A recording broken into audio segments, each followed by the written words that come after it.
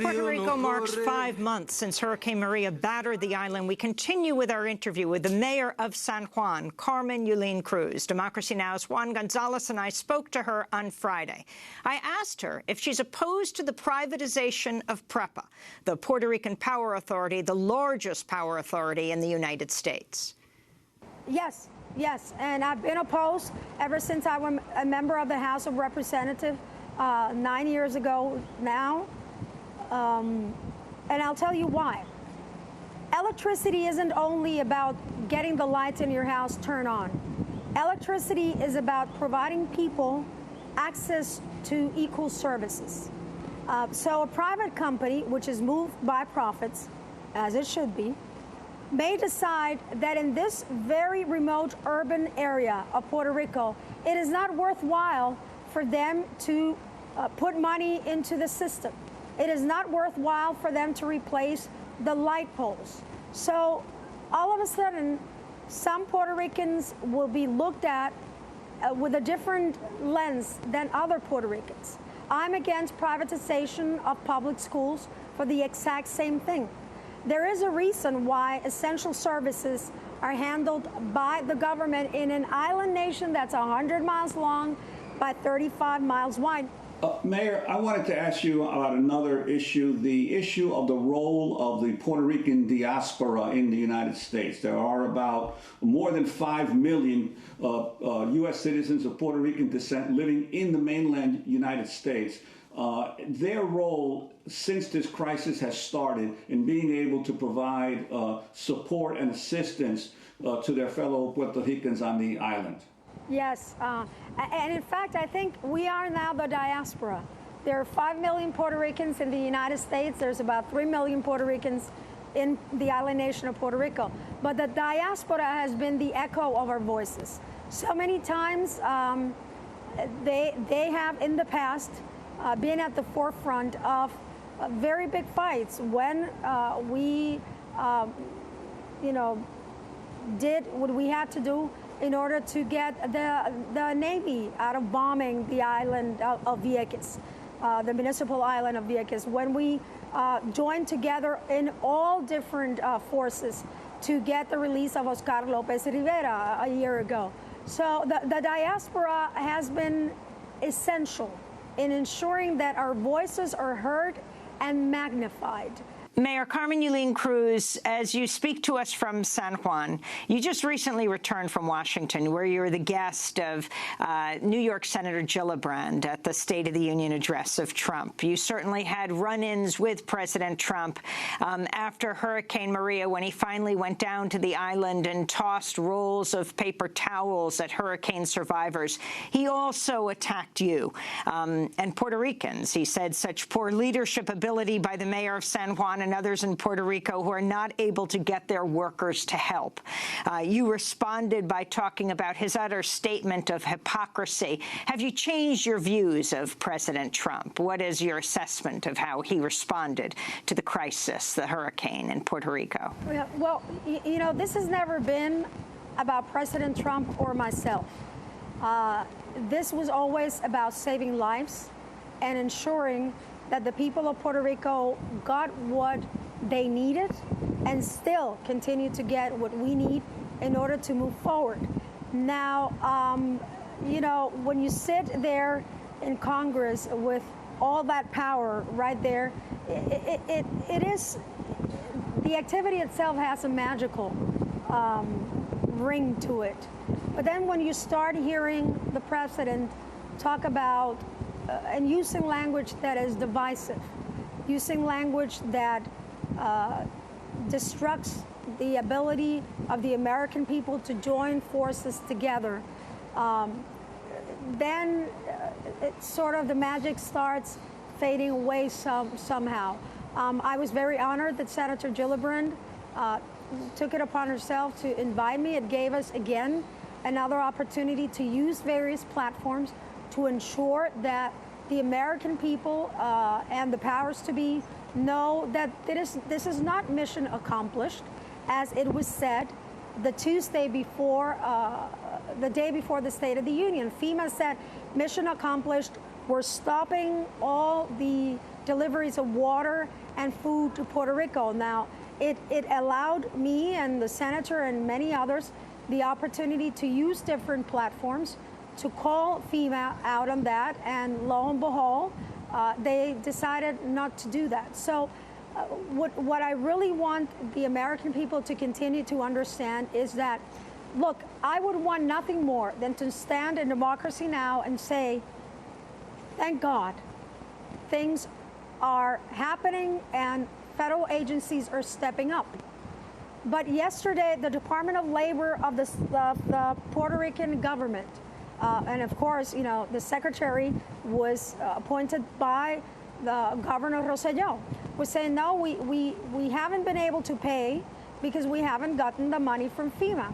And most of the American people probably think that out of that $4.9 billion that was approved between November and December, that we've gotten some of that money. We've gotten zero. Just because you throw millions of dollars at something, it doesn't mean that you're fixing the problem. It doesn't mean that you're fixing what is wrong. And again, I think that what happened in Puerto Rico, and some people, you know, say, well, if Puerto Rico was a state, this wouldn't happen. Well, I have one word for you, Katrina.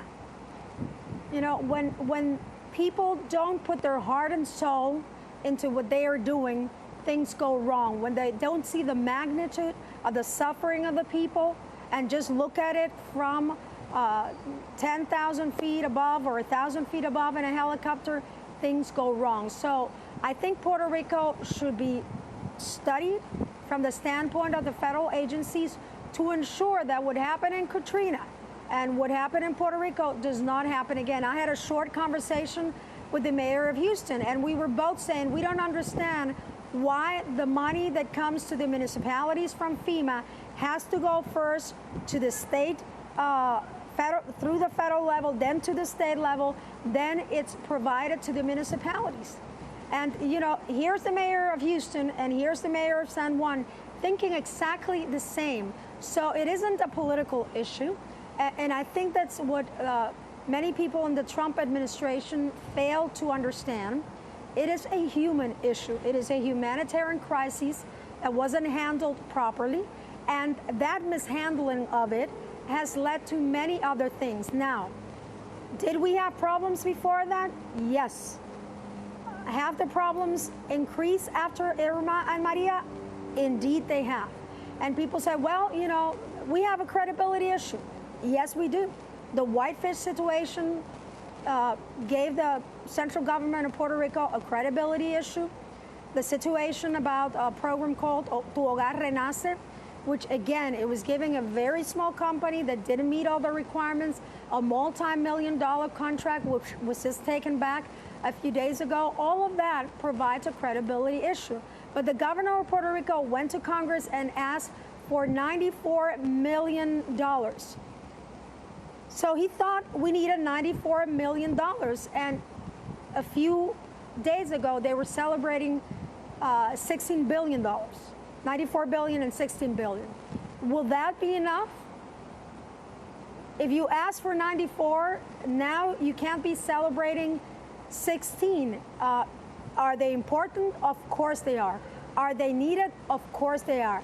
Will that be enough? Well, from the account of the central government, it will not nearly be enough. And I think this is also the time now to look at the relationship between Puerto Rico and the United States and ensure that Puerto Rico stop being a colony of the United States once and for all.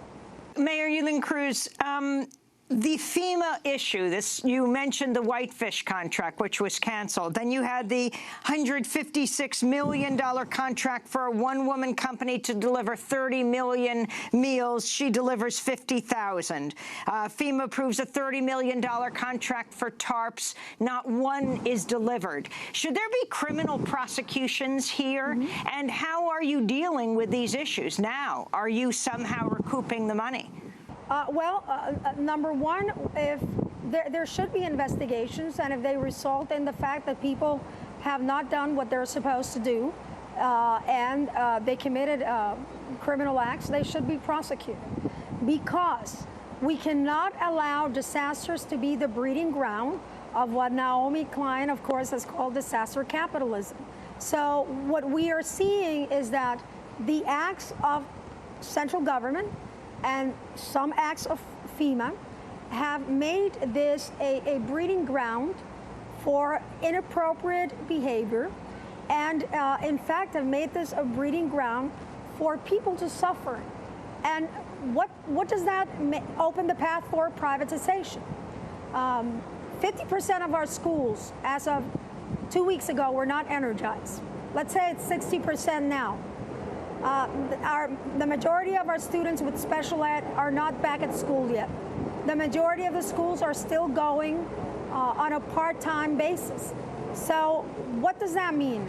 Well, of course, the governor finds breeding ground because people are dissatisfied to privatize the school system. But the school system is about so much more than just what you learn in books. And let me pause here for a second and say that the hearts of the people of San Juan go out to the people of Parkland School in Florida.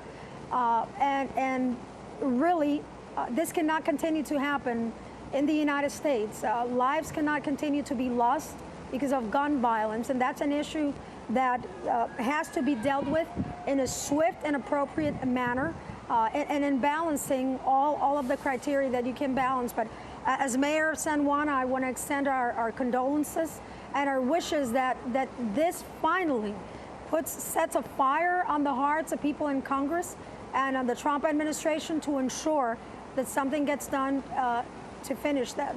Going back to education in Puerto Rico, what has happened is that then the governor has introduced basically a privatization bill where he says, and part of the piece of legislation says, that only those companies or programs or groups that are approved by the central government are going to be able to bid.